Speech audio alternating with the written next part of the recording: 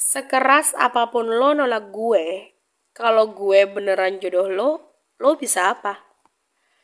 Pagi ini, di kediaman Alastar Dirgantara sangatlah aneh.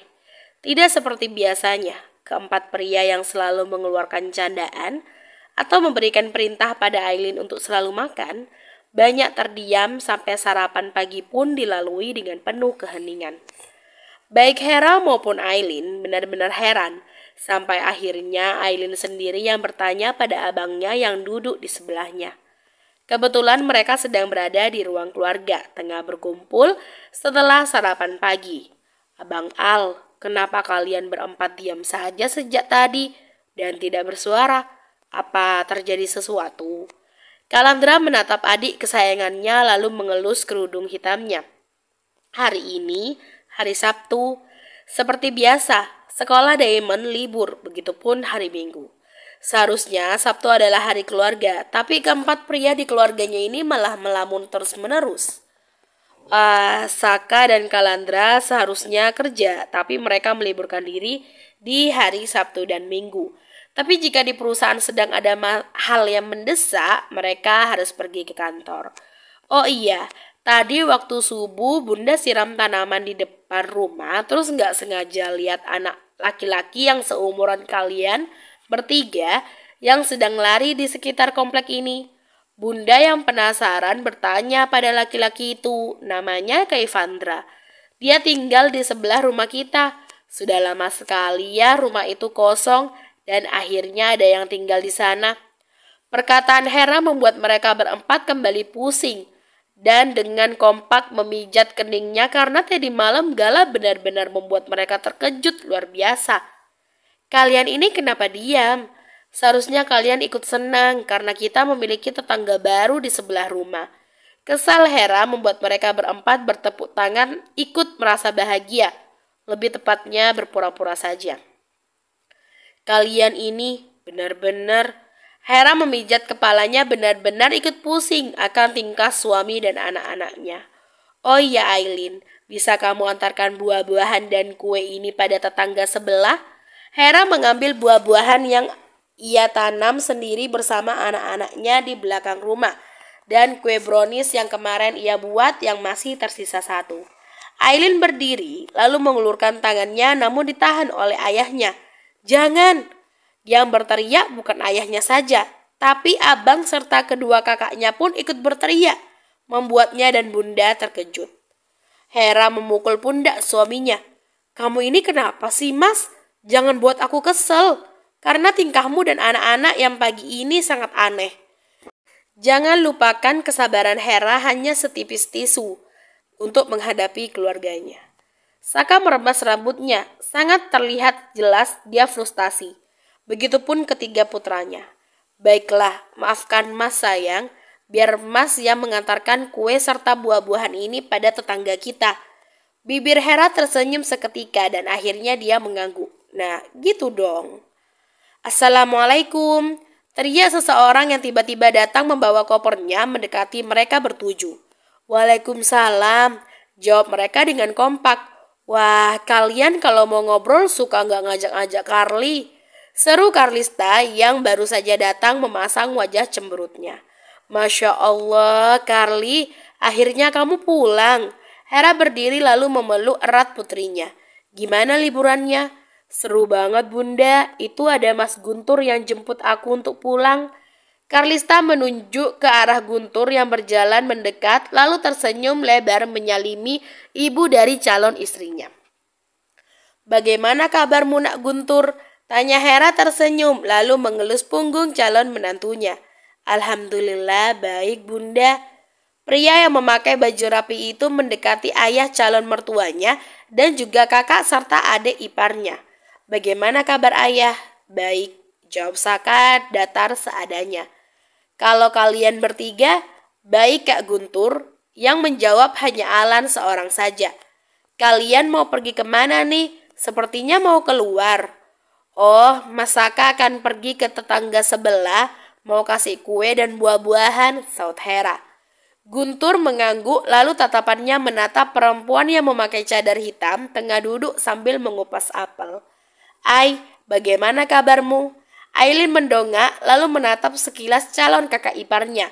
Dia tersenyum lebar lalu menjawab, "Alhamdulillah, aku baik. Gimana dengan kakak?" Seperti yang terlihat, kakak juga baik. Guntur dan Aileen memang cukup dekat karena mereka tuh bisa nyambung ketika mengobrol. Beda dengan Saka, Alex, Alan, dan yang paling parah, Kalandra.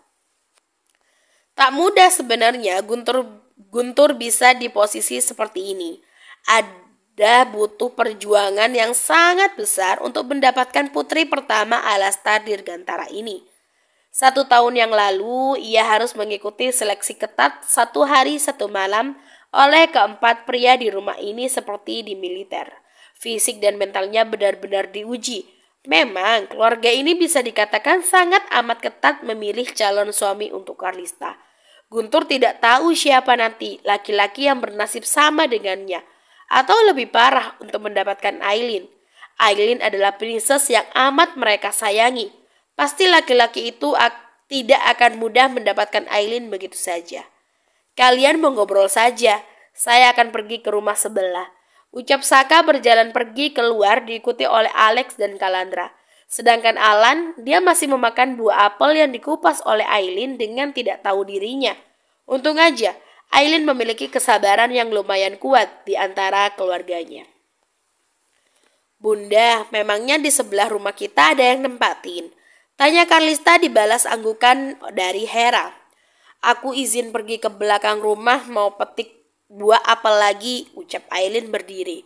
"Loh, bukannya apelnya masih Perkataan Hera terhenti saat melihat di piring tersisa kulit apel saja.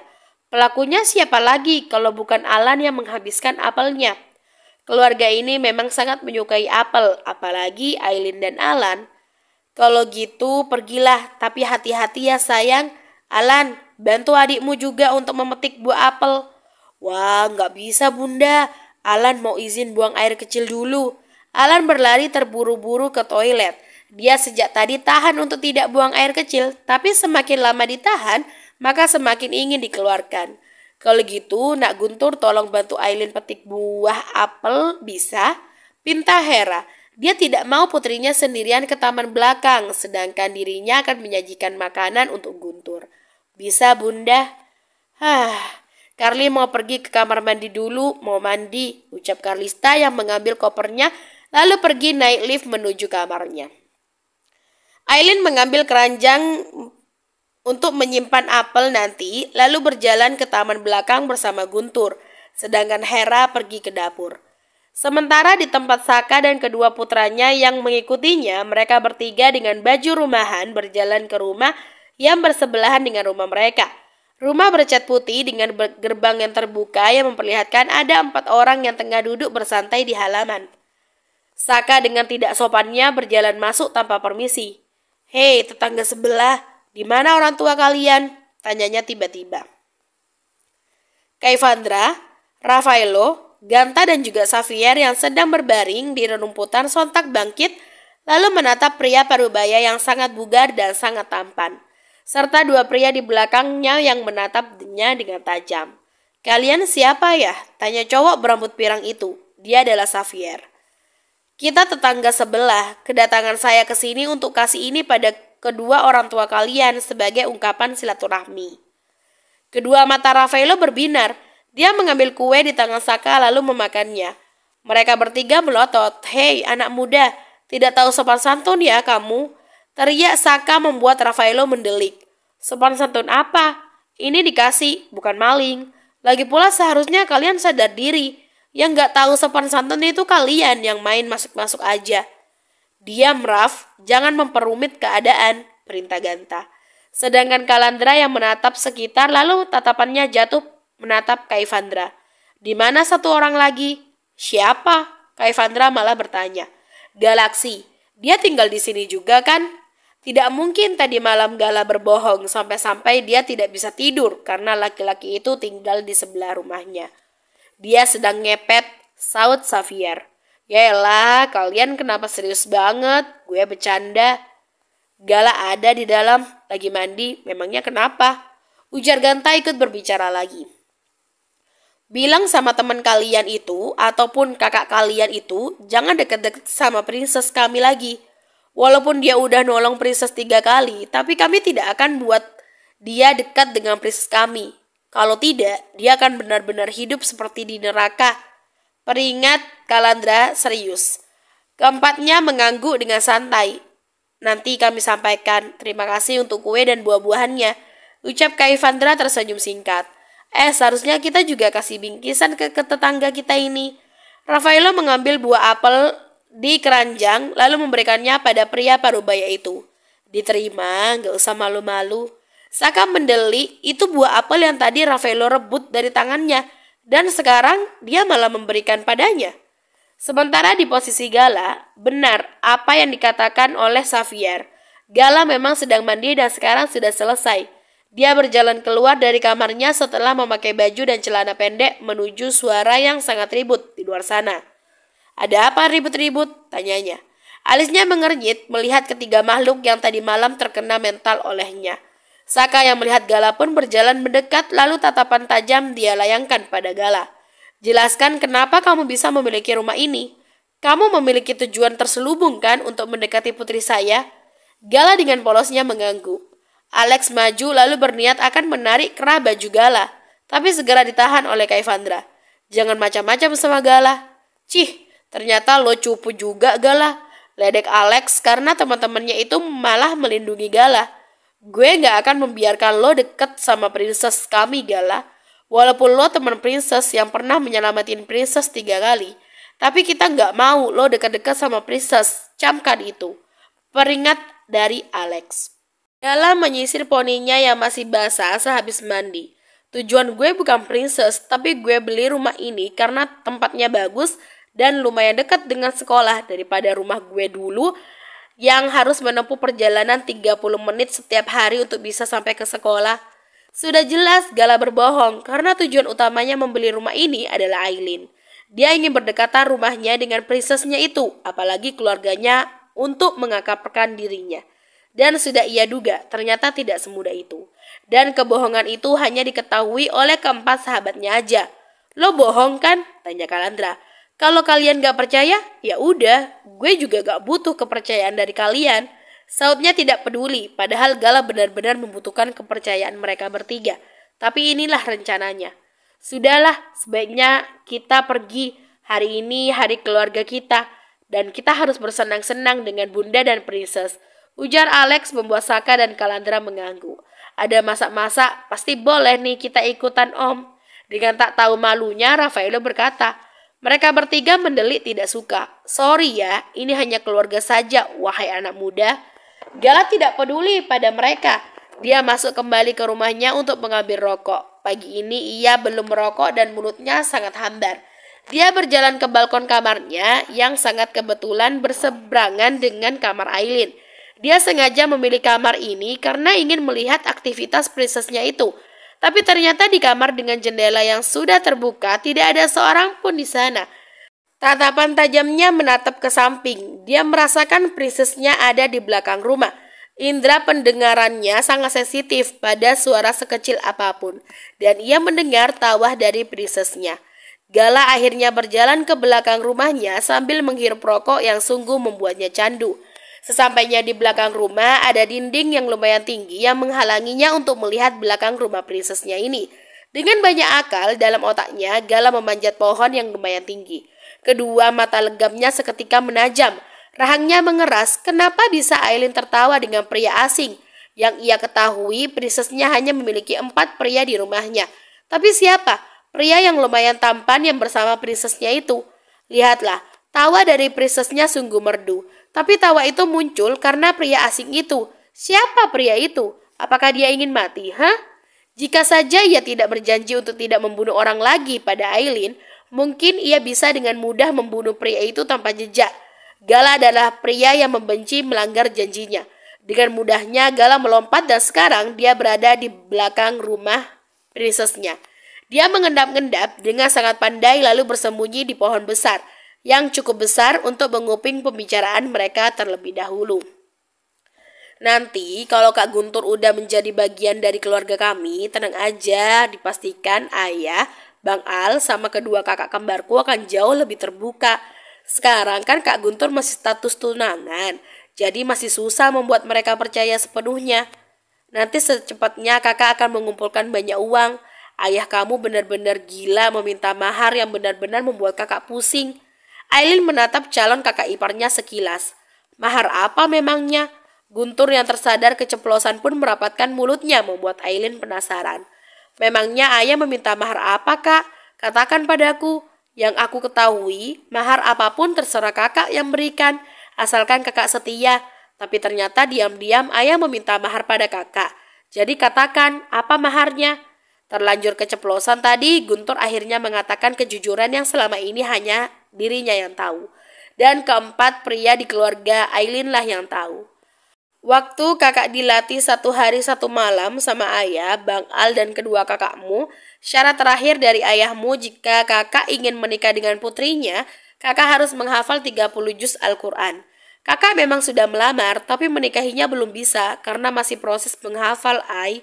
Ini semua kakak katakan karena kakak percaya sama kamu. Jangan bilang-bilang sama bunda ya, Ai. Aileen tidak tahu harus bereaksi seperti apa. Dia benar-benar sangat terkejut. Jadi ini alasan sebenarnya mengapa kakaknya dan Kak Guntur sangat lama hanya tunangan saja dan sampai sekarang belum disahkan. Apa Kak Carly tahu? Guntur menggeleng. Tidak, karena pria di keluarga kalian menyuruh kakak untuk bungkam jika benar-benar ingin Prok, prok, prok. Gala yang sejak tadi mendengar di balik pohon mangga pun keluar sambil bertepuk tangan. Aileen yang melihat kedatangan Gala cukup terkejut sampai saat ia memetik apel yang lumayan rendah terhenti. Princess, kamu sudah tunangan? Aileen mengerjap tidak mengerti pertanyaan Gala yang sangat tiba-tiba. Jadi ini alasan kenapa kamu sangat yakin terus menolakku. Kamu kira pria jelek ini jodohmu ya? Jodohmu itu aku, Princess, bukan dia. Gala sangat percaya diri sekali, padahal jodoh itu kan rahasia Tuhan. Ai, siapa laki-laki ini? Dia sudah gila ya? Guntur bertanya membuat Aileen menggeleng. Dia temanku, sifatnya memang seperti itu, suka bercanda. Jadi abaikan aja Kak Guntur, dan kita lanjutkan aja memetik apelnya. Rahang Gala mengeras, kenapa Princess mengabaikannya? Ia jelas sakit hati, karena ternyata Princess sudah memiliki tunangan. Kalau kamu mempunyai tunangan, itu tidak masalah untukku. Tapi setidaknya yang bertunangan itu aku, bukan pria seperti dia. Dia jelas tidak ada apa-apanya daripada aku, Princess. Gala, cukup. Apa yang kamu katakan? Jangan merendahkan Kak Guntur. Aileen sudah menganggap Guntur kakaknya sendiri. Dan berani-beraninya Gala malah merendahkannya. Jelas dia tidak suka. Anak muda, kamu salah paham. Saya dan Ai tidak tunangan. Saya tunangannya Karlista, yaitu kakaknya Aileen. Saud Guntur membuat Gala tidak tahu harus bereaksi apa. Dan tanpa banyak bicara, Gala pergi dengan kecepatan tinggi, membuat Aileen dan Guntur melongo. Aileen menggeleng sambil memijat kepalanya yang pusing. Gala benar-benar aneh. Dan kenapa juga dia bisa ada di belakang rumahnya? Seolah-olah Gala mengetahui jika dia berada di sini. Aileen tidak tahu saja jika Gala tinggal 10 langkah dari rumahnya. Setelah pergi dari rumah belakang Princess, Gala pergi membawa malu. Dia malu dan juga kesal pada dirinya. Ia lebih memilih egonya daripada kata hatinya. Padahal Aileen tidak bertunangan dengan pria yang memakai baju rapi itu. Pasti princessnya marah padanya. Nanti dia akan meminta maaf saat perasaan princessnya sudah membaik. Hafalan 30 juz Al-Quran. Gumam Gala kembali mengingat perkataan Guntur. Guntur tidak akan bisa menikahi kakak Aileen jika hafalannya belum selesai. Dan sekarang sudah ditikung oleh Kalandra yang akan menikah dengan Fatima sebentar lagi. Hanya dengan hafalan itu saja bisa membuat pria itu menikah dengan kakaknya Princess. Hebat. Sebenarnya apa yang pria itu hafalkan? Al-Quran. Ingatan tajamnya mulai kembali saat pernah mengobrol dengan Aileen. Waktu itu Aileen pernah mengatakan Al-Quran adalah kitab suci yang menjadi pedoman hidup umat muslim. Semua segala perintah dan juga larangan ada di dalam Al-Quran. Gala masih tidak mengerti dan ia butuh jawaban untuk menghilangkan rasa penasarannya itu. Apakah ia harus bertanya pada keempat temannya? Mereka bodoh, mana bisa menjawab pertanyaan gue ini? Gala terus berjalan tanpa arah sampai akhirnya kakinya membawa secara tidak sadar ke depan rumah Princess. Nak Gala, selamat pagi. Sapa Hera membuat Gala berhenti berjalan lalu menatap ke samping di mana bundanya Princess tengah tersenyum padanya. Dia melihat sekitar. Rumah Princess sangat sepi dan hanya ada ibunya saja. Kemana keempat pria menyebalkan itu? Seakan tahu apa yang dipikirkan oleh Gala, Hera tertawa kecil. Mereka sedang memasak di dapur bersama para chef. Kebetulan menantu bunda juga datang, jadi mereka ada di dalam. Kalau bunda, ini bunda lagi kasih makan kucing jalanan. Nggak sengaja lihat kamu melamun sambil berjalan. Gala meringis merasa malu pada ibu Princess maksudnya. Dan ia juga baru sadar ada satu kucing jalanan yang sedang makan ikan di dalam wadah kecil. Bunda, panggilnya. Iya. Hera mendongak. Itu, bisa aku bertanya? Sebenarnya Gala benar-benar malu bertanya seperti ini. Tapi dia harus bertanya karena penasaran. Apa itu 30 juz Al-Quran, Bunda? Oh, itu isi dari dalam Al-Quran. Ada surat-surat yang totalnya 30 juz Al-Quran. Kenapa kamu bertanya seperti itu? Memangnya kamu beneran tidak tahu? Gala mengangguk. Dia memang tidak tahu, dan entah kenapa jika berada di hadapan ibu princessnya, ia tidak bisa berbohong, seolah hatinya dilarang berbohong padanya. Agamamu apa, nak? Tanya Hera penasaran. Aku tidak memiliki agama. Hera terkejut menormalkan raut wajahnya dengan cepat. Pantas aja Gala menanyakan hal itu tadi. Ternyata kamu seorang ateis. Kata Aileen sih iya. Jadi putri bunda sudah tahu. Gala mengangguk sebagai jawaban. Terus kenapa kamu menanyakan 30 juz Al-Quran? Apakah kamu penasaran tentang Islam? Aku percaya Allah itu ada, tapi aku belum mengerti apa yang harus aku lakukan. Kedua mata Hera seketika berbinar. Tadi ia cukup kecewa karena anak laki-laki seperti Gala tidak memiliki agama. Memangnya orang tuanya juga tidak memiliki agama apa? Tapi saat mendengar jika Gala memiliki kepercayaan jika Allah itu ada, itu sangat bagus. Walaupun ia sangat penasaran, apa alasan Gala selama ini menjadi ateis. Bunda gak akan kepo dengan kehidupanmu, tapi jika kamu ingin mengenal tentang Allah, belajarlah tentang agama Islam. Itu aku tidak tahu caranya, Bunda. Kamu bisa pergi ke pesantren. Anak Bunda juga semuanya lulusan pesantren Al-Fatih, terutama Aileen. Dia pernah tinggal di sana beberapa bulan. Gala menundukkan kepalanya. Aku tidak mau pergi ke pesantren. Rumah baruku cukup nyaman, apalagi sepertinya pesantren banyak orang-orang, dan aku tidak suka keramaian. Hera berpikir keras sampai akhirnya tersenyum. Bagaimana jika kamu diajarkan sama suami Bunda atau Kalandra? Dia paling pandai karena sebentar lagi akan menikah dengan Fatimah.